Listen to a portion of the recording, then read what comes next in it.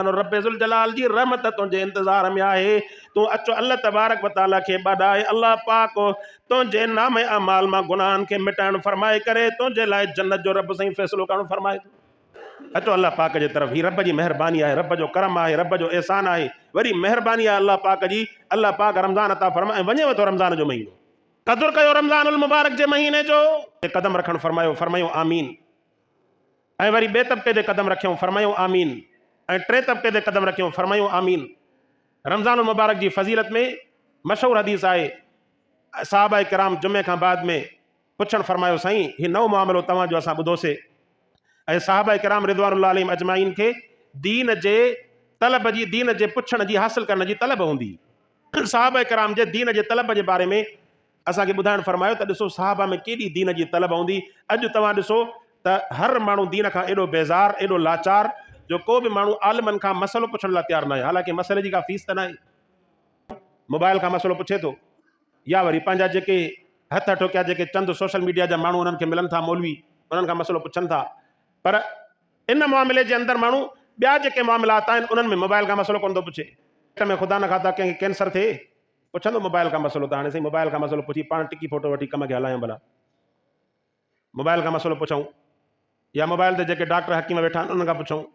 उन वक़्त में या शीशी खणंदो हथ में, वेंदो डॉक्टर वटि, वेंदो इस्पताल में, वेंदो सेंटरनि ते, मेडिकल सेंटरनि ते, वेंदो हस्पताल जा चकर हणंदो रोज़ानो, हफ़्ते हफ़्ते में। साईं हीउ मसइलो थी पियो आहे। पर दीन मुंहिंजा दोस्तो एॾो सस्तो थी वियो जो दीन कंहिं मुस्तनद आलिम खां पुछण जे लाइ असां ज़रूरत ई महसूसु कोन था कयूं। सम्झूं था त दीन असांखे न मुला खां वधीक अचे थो। पोइ इहो हाल इहो थींदो मुआशरे जे अंदरि जो असां दीन खां बेख़बर हूंदासीं, ख़बर ई न हूंदी। केतिरा नमाज़ी अहिड़ा असां ॾिठासीं जिन जी 80-80 साल, 70-70 साल, 60 साल उमिरि, उन्हनि खे नमाज़ पढ़णु कोन थी अचे। सिर्फ़ु या त वॾाई जे करे नथा पुछनि, या त उन्हनि जो दिमाग़ जे अंदरि फ़साद भरियो पियो आहे त असांखे इहा शइ अचे थी, असां छो पुछूं। इहा बिगड़ी बीमारी आहे न। हिकिड़े माण्हू जे दिमाग़ जे अंदरि बीमारी लॻे, तकलीफ़ लॻे, ऐं उहो पाण खे होशियारु सम्झे, सोलो सम्झे, त ज़ाहिर आहे इन बीमारी में पोइ इहो तड़पी तड़पी मरी वेंदो, पंहिंजी जान तबाह करे छॾींदो।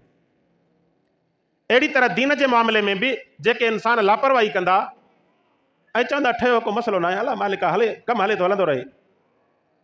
नमाज़ जा फ़र्ज़ अचनि था कोन था अचनि, पतो न आहे, परवाह न आहे, कपिड़ा पलीत आहिनि, पाकनि, ख़ैर अलाह मालिक हलंदो रहे। साहब किराम पुछो साईं अॼु भला नई ॻाल्हि ॿुधीसीं, ख़ैर हुयो? पाण संजन फरमायो हाओ। फरमाई त जॾहिं मां पहिरें ॾाके ते पेर रखियुमि, जिब्राइल अलैहिस्सलाम आयो, उन अची करे दुआ घुरी, ए अल्लाह जा रसूल, जंहिं शख़्स जे कन ते तुंहिंजो नालो पहुचे ऐं उहो शख़्स दुरूद शरीफ़ न पढ़े, इहो शख़्स शल तबाह ऐं बर्बाद ते। पाण फरमायो आमीन।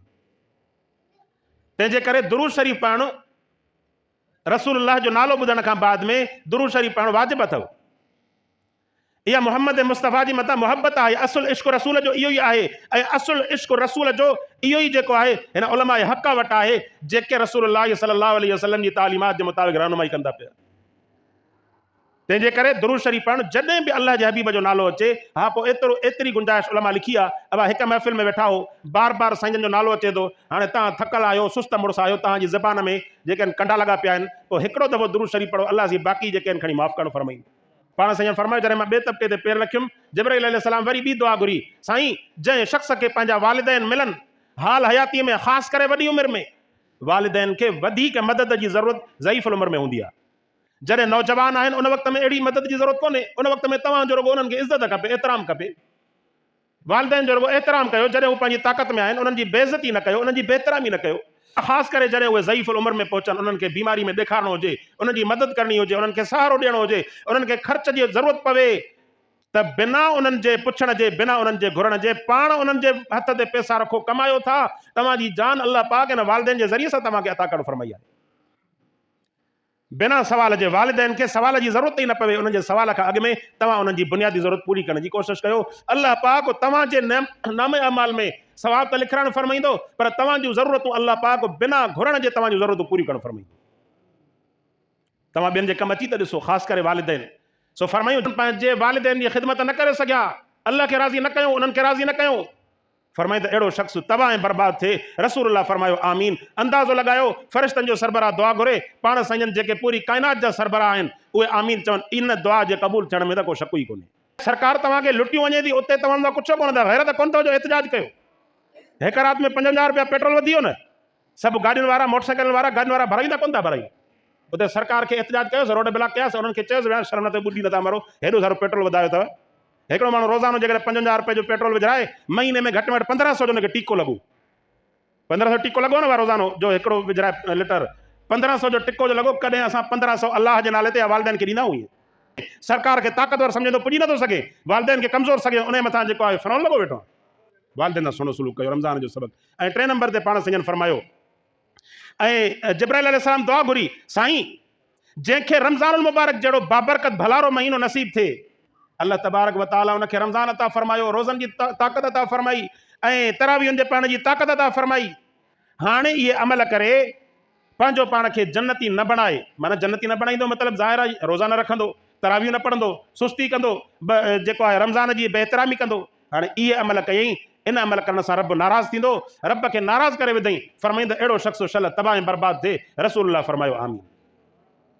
सभु दुआ कयो अल्लाह तबारक व तआला असांखे इन्हनि बददुआउनि खां महफ़ूज़ रखणु फरमाए, टिनी बददुआउनि खां अल्लाह पाक सभिनीनि जी हिफ़ाज़त फरमाए, असांखे वालिदैन जो फर्माबरदार बणाए, असांखे रमज़ान मुबारक जा हक़ पूरा पूरा अदा करण जी तौफ़ीक़ अता फरमाए ऐं अल्लाह तबारक व तआला जे रसूल सल्लल्लाहु अलैहि वसल्लम जन जे मथां दुरूद शरीफ़ इख़लास सां पढ़ण ऐं पाक पैगम्बर सल्लल्लाहु अलैहि वसल्लम जन जी ज़िंदगीअ जे ऐं साईं जन जी इताअत जे मुताबिक़ ज़िंदगी गुज़ारण जी तौफ़ीक़ अता फरमाए। जॾहिं असां ईअं ज़िंदगी गुज़ारींदासीं, रमज़ान वांगुरु गुनाहनि खां परे नेकियुनि जे तरफ़ वेझो, यकीन ॼाणो अल्लाह जे क़ुरान फरमायो, तव्हां जॾहिं ईअं तक़वा ऐं परहेज़गारी वारी ज़िंदगी गुज़ारी न, हाणे यकीन ॼाणो अल्लाह पाक तव्हां जे लाइ जन्नत खे वाजिबु करणु फरमायो। रोज़ेदारनि जे लाइ रब साईं जन्नत जो ख़ुसूसी दरवाज़ो बाबुर रैयान क़ाइमु करणु फरमायो। जिन रोज़ा रखिया अल्लाह तबारक व तआला उन्हनि खे बाबुर रैयान मां दाख़िल करे उन्हनि खे जन्नत जे अंदरि दाख़िला नसीब करणु फरमाईंदो।